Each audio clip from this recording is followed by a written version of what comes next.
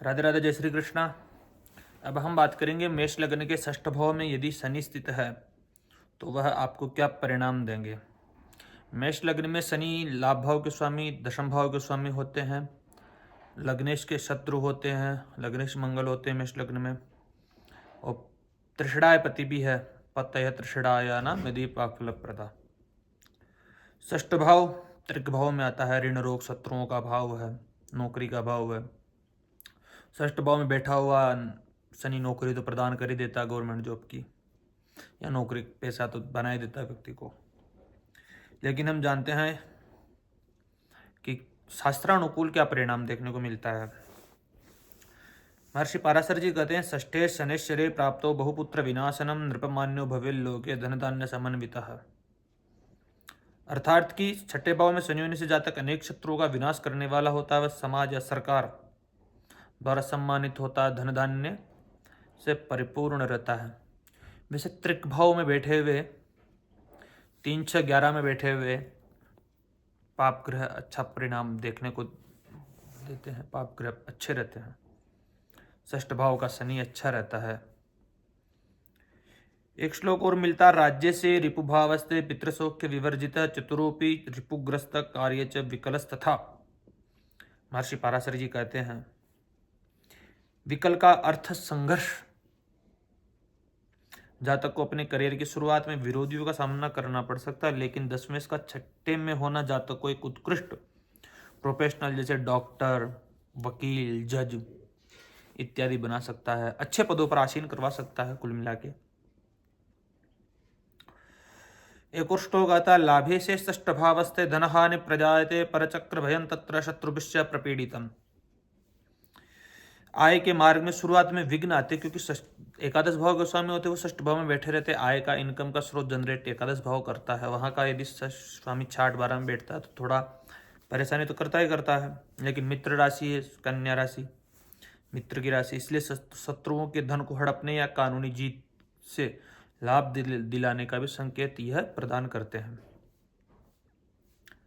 तो कहीं ना कहीं देखा जाए तो शनि का षष्ठ भाव में बैठे रहना अच्छा ही परिणाम देखने को दिया है शास्त्रों में।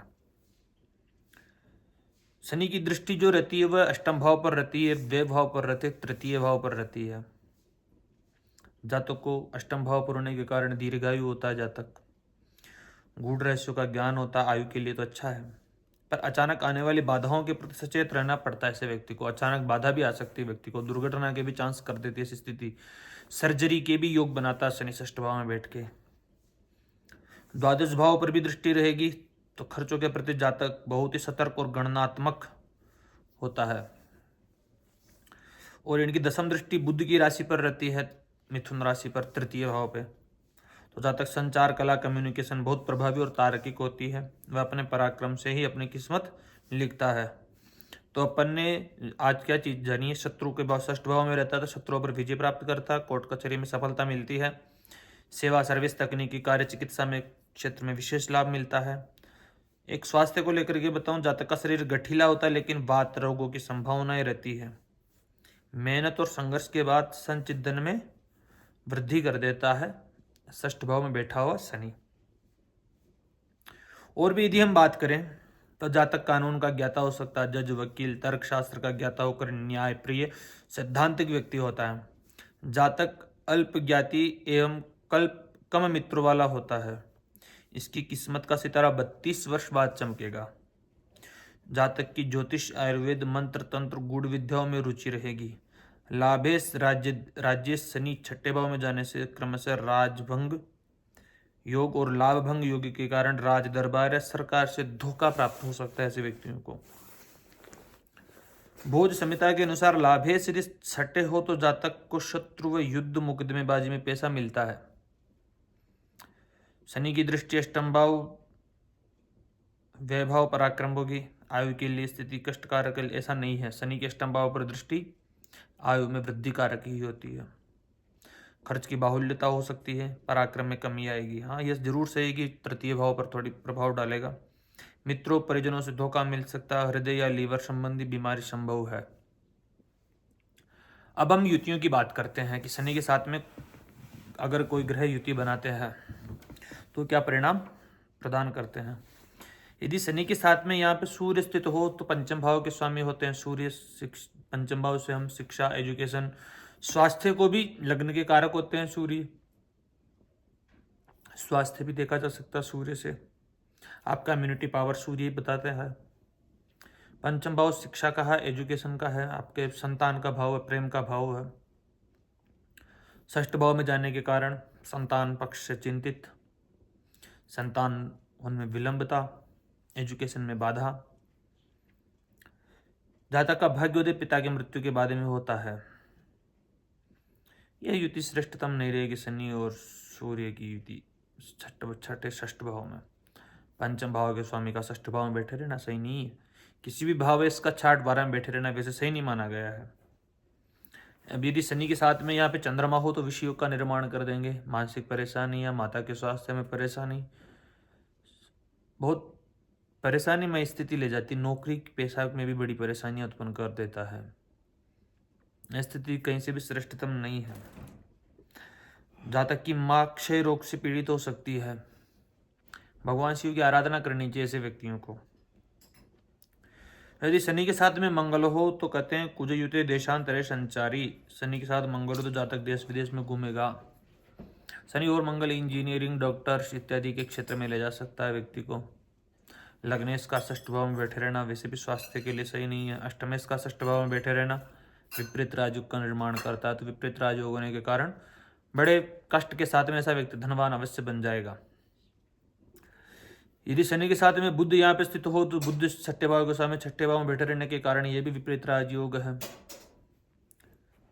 धनवान होगा, ऐश्वर्यवान होगा ऐसा व्यक्ति, आर्थिक रूप से समृद्ध होगा, नौकरी पेशा के अंदर अच्छी स्थिति है। ये सब व्यक्ति यही युति सही है शनि और बुध की षष्ठ भाव में। तो अब यदि शनि के साथ में गुरु हो, व्यय को देखेंगे, ये भी विपरीत राजयोग है।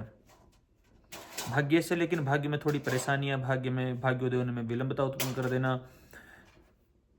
धार्मिकता में थोड़े विश्वास कम करना, धर्म इत्यादि में। नवमेश दशमेश का संबंध भी निकल करके आता है, लेकिन राजयोग इतना प्रभावी नहीं रहेगा। न कहते हैं मंद सौम्य सिता पापा शुभो गुरु दिवाकरो न शुभम योग मात्रेण प्रवेच्छन जीवयो हो। शनि और गुरु का संबंध राजयोग कारक नहीं रहता है, क्योंकि लाभेश होते हैं शनि। धर्म कर्मादि नेतारो रंद्र लाभाधिपो यदि तयो हो संबंध मात्रेण न योग लभते नरः। इसलिए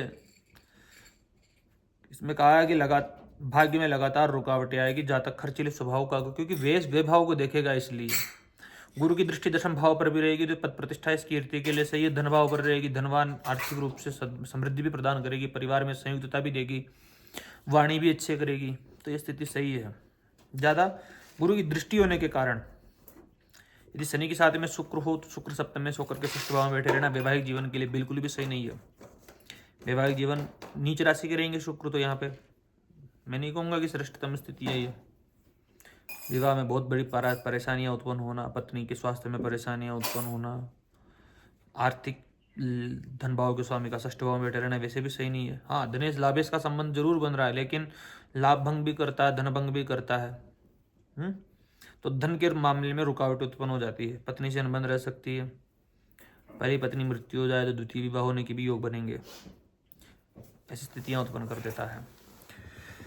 यदि शनि के साथ में यहाँ पर राहु हो, रावणा संयुते मंदे सर्वदा रोगम अश्नुते, स्वास्थ्य में परेशानियां खुद के